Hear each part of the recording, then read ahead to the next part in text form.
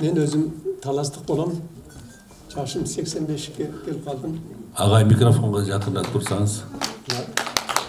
Мен рак менен ордым.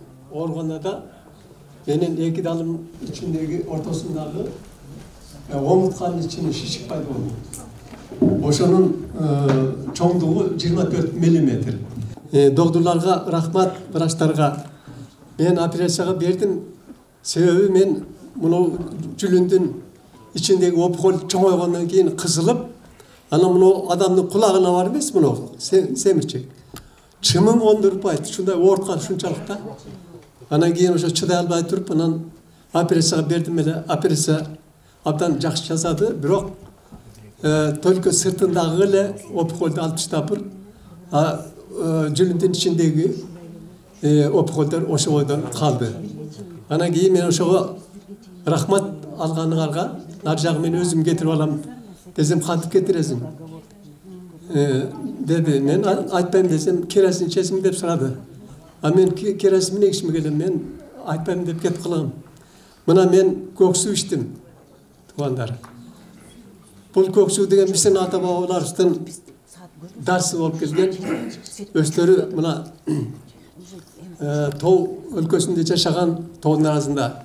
Мында медицина жок, дары жок, эчтеке жок. А бирок ошол көк суу ачкачылык менен айыгуу деген ыкма. Мына көк суу деген курамында 95% суу. Суу болгондо да жанагы мөңгүлүн суу, карлар. Кардын суун пайдаланган илгери.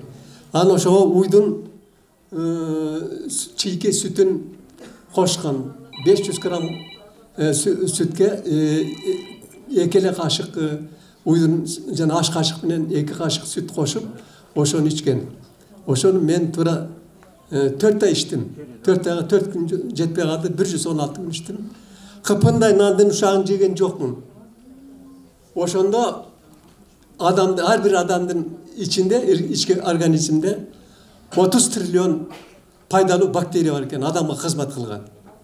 Мына ошолор иштеп, өздөрүнүн жашоосун улантыш үчүн бияктан оокат келбей калгандан кийин, анан именно жанагы адамдын ичинде пайда болуп калган опухольдорду, кисталарды, ошондорду иштеп чыгып, ошол жерден сахарды барын бөлүп чыгып, анан аяктырат экен.